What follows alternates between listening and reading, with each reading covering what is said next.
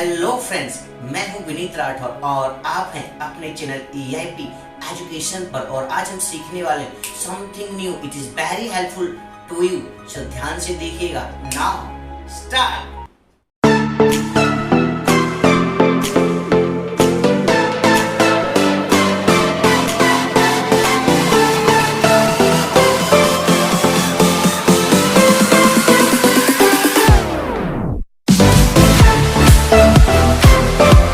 Hello friends, आज हम सीखने वाले करंट्स अफेयर 2020 के मोस्ट IMP क्वेश्चन और करंट्स अफेयर का एक लेक्चर ऑलरेडी अपलोड कर चुका हूं, आप हमारे यूट्यूब चैनल पर देख सकते हैं। और अगर आप चाहें तो इन क्वेश्चन को लिख सकते हैं, अपने रजिस्टर में नोट कर सकते हैं। और अगर आप PDF फाइल चाहते हैं तो कमेंट में राइट करके बताइएगा। और ये लेक्चर आपके लिए कितने हेल्पफुल है उसे भी आपको राइट करके बताना है। और उससे पहले अगर लेक्चर पहली बार आए तो इसे लाइक कीजिए, शेयर कीजिए एंड सब्सक्राइब कीजिए, जिससे सभी को मैक्सिमम बेनिफिट मिल सके।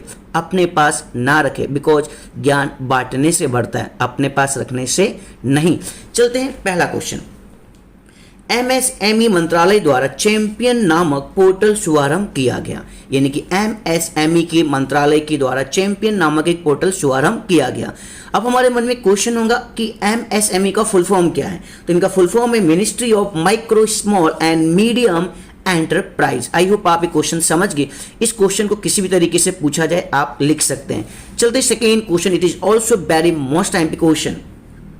बेंगलुरु के कैंपेगौड़ा इंटरनेशनल एयरपोर्ट ने भारत और मध्य एशिया का सर्वश्रेष्ठ क्षेत्रीय हवाई अड्डा होने का स्काई ट्रैक्स अवार्ड जीता है। आई होप आप समझ के। Very most IMP question. Bengaluru का कौन सा एयरपोर्ट है, ऐसा क्वेश्चन पूछा जा सकता है। आप कहेंगे कैंपेगौड़ा इंटरनेशनल एयरपोर्ट। कहां पे जीता गया? भारत और मध्य एशिया का सर्वश्रेष्ठ क्षेत्रीय हवाई अड्डा होने का कौन सा अवार्ड जीता उसने? स्काई ट्रैक्स अवार्ड जीता। किसी भी तरीके से क्वेश्चन पूछा जाएगा आप समझ के लिख सकते हैं। चलते हैं नेक्स्ट क्वेश्चन। सिंगापुर के Jewel Changi airport, again I repeat, Singapore के जेवेलचंगी एयरपोर्ट को वर्ल्ड बेस्ट एयरपोर्ट अवार्ड दिया गया। जो सिंगापुर का जेवेलचंगी एयरपोर्ट है उसे वर्ल्ड बेस्ट एयरपोर्ट अवार्ड दिया गया। It is very most IMP question.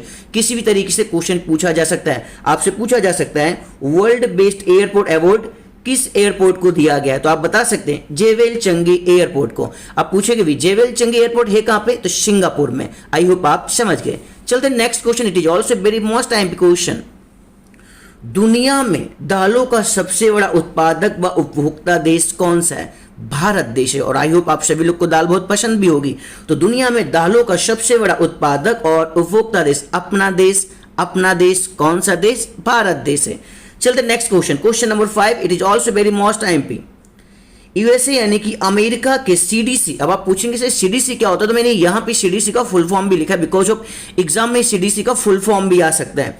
Centres for disease control and prevention द्वारा भारत को $3.6 मिलियन की सहायता राशि दी गई है। यानी कि USA यानी कि अमेरिका ने CDC सेंटर द्वारा भारत को 3.6 मिलियन डॉलर की सहायता की राशि दी गई। अब मैंने तो बहुत सारे क्वेश्चंस बता दिया, अब मैं आपको होमवर्क में क्वेश्चन दे रहा हूं और इसका आंसर आप हमें कमेंट पे राइट करके बताइएगा। अब मैं आपसे क्वेश्चन पूछने वाला हूं। भारत में, दैट मीन्स जहां पे हम रहते हैं, हमारे देश का नाम है भारत। भारत में बॉक्साइट और मैग्नीज का सबसे बड़ा उत्पादक राज्य कौन सा है? इसका आंसर आपको देना है, मैं नहीं बताऊंगा। चलते हैं next question. Question number 6। It is very most IMP question. विश्व आर्थिक मंच, जिसे हम शॉर्टकट में कहते हैं WEF। आप कहेंगे सर शॉर्टकट में तो WEF कहते हैं। ध्यान रखना, लाइफ में आगे बढ़ने के लिए शॉर्टकट की जगह शॉर्टकट उपयोग करना। तो यहां पर शॉर्टकट यानी कि इनका फुल फॉर्म है वर्ल्ड इकोनॉमिक फोरम। विश्व आर्थिक मंच द्वारा भारत को वैश्विक एनर्जी ट्रांजैक्शन इंडेक्स में 74वें स्थान पर रखा गया। दैट मीन 74th रैंक पे रखा गया, जहां पे टॉप 1 में कौन सी कंट्री है? स्वीडन। आई होप आप समझ गए। विश्व आर्थिक मंच, जिसे हम कहेंगे इंग्लिश में वर्ल्ड इकोनॉमिक फोरम में, भारत वैश्विक एनर्जी ट्रांजैक्शन इंडेक्स में 74वें स्थान पर रखा गया और नंबर 1 पे स्वीडन। चलते next question. It is also very most IMP question. अगर आपके मन में और भी कोई क्वेश्चन हो तो आप हमें इंस्टाग्राम में फॉलो करके वहां पे आप मेरे साथ क्वेश्चनरी कर सकते हो और मैं आपकी सभी प्रॉब्लम को सॉल्व करूंगा। चलते नेक्स्ट क्वेश्चन। Question number 7। लुप्तप्राय प्रजाति दिवस कब मनाया जाता है? आपके एग्जाम में ऐसे क्वेश्चंस बहुत आते हैं, दिवस वाले क्वेश्चन ज्यादातर देखने को मिलते हैं।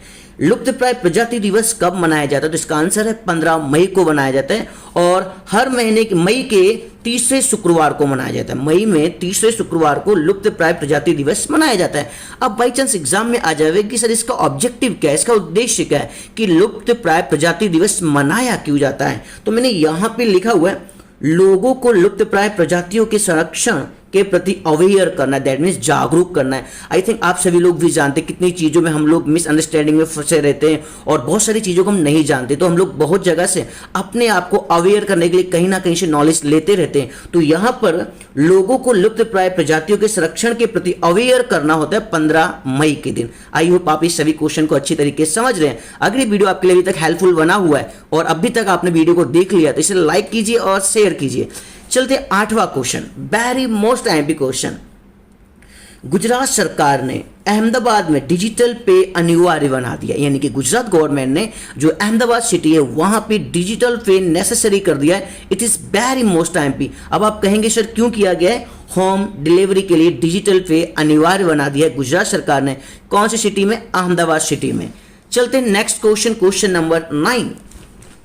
एनडीबी आपको सामने दिखाई दे रहा होगा। सबसे पहले एनडीबी का फुल फॉर्म होता है न्यू डेवलपमेंट बैंक ने भारत को आपातकालीन सहायता कार्यक्रम के लिए $1 बिलियन का लोन दिया है। एनडीबी बैंक ने भारत को आपातकालीन सहायता कार्यक्रम के लिए $1 बिलियन का लोन दिया है। आई होप आप समझ गए कितना बिलियन डॉलर? $1 बिलियन। किसने दिया है? एनडीबी ने। उनका फुल फॉर्म क्या है? New development bank. कितने भी क्वेश्चन किसी भी टाइप से है आप आंसर लिख सकते हैं, because you know very well, you are unique, you are champion. And last one question, question number 10। और उससे पहले चाहता हूं कि आप कितनी भी अच्छी स्टडी कर ले, अगर आपको लाइफ में अपने आप को अच्छी तरीके से मोटिवेट करना है और अपने हिसाब से अपने आप को मेंटेन करना है, तो टिकटॉक पे मैंने EIP एजुकेशन नाम से मोटिवेशनल लाइन में काफी वहां पे शेयर करता हूं। एवरी डे मेरे वहां पे 2 लेक्चर अपलोड होते हैं। आप वहां पे हमें फॉलो करके अच्छी पॉजिटिव और आपकी लाइफ में 100% अगर आप अप्लाई करोगे तो आपको 100% रिजल्ट मिलेगा। जैसा कि मैं हमेशा कहता हूं, अच्छी बातें सुनने से और मोटिवेशन बातें सुनने से कुछ नहीं होता है। जब उसकी जरूरत होती है तो 100% आई टू आई कम्युनिकेशन करके उसको अप्लाई कीजिए, बिना डरे बिना घबराए। वहां पे हमें फॉलो करके आप वो सभी लाइंस को पढ़ सकते हैं और लाइफ में अप्लाई करके बहुत ही अच्छी लाइफ को अपने हिसाब से मेंटेन कर सकते हैं बिना डरे। चलते question number 10। It is also very most time question. ICCR। अब कहेंगे आप सर ICCR का फुल फॉर्म क्या है? यस राइट ना, तो यहां पे मैंने राइट करके रखा है Indian council for cultural relation. इनका फुल फॉर्म है। किसका फुल फॉर्म है? ICCR का, जिसे हम हिंदी में कह सकते हैं भारतीय सांस्कृतिक संबंध परिषद द्वारा united be fight, again I repeat, united be fight नामक न्यू सॉन्ग का अनावरण किया गया। दैट मीन्स ICCR के द्वारा, भारतीय सांस्कृतिक संबंध परिषद द्वारा यूनाइटेड बी फाइट नामक न्यू सॉन्ग लॉन्च किया गया। तो यहाँ पे मैंने आपके लिए जितने क्वेश्चंस अपलोड किए आपके लिए काफी हेल्पफुल बने होंगे और आपने पूरा लेक्चर एंड तक देख लिया होगा। अगर आप ऐसे और भी लेक्चर चाहते, और भी ब्यूटीफुल और इंपोर्टेंट क्वेश्चन चाहते जो कि आपके किसी भी लेवल के आप एग्जाम की तैयारी कर रहे हो, तो आप हमें कमेंट में और राइट करके बता सकते हैं, जिससे मैं आपके लिए और ब्यूटीफुल और पॉजिटिव और very very most time question upload कर सकूं। मिलते हैं नेक्स्ट लेक्चर में, तब तक के लिए सभी लोग थैंक यू वेरी मच।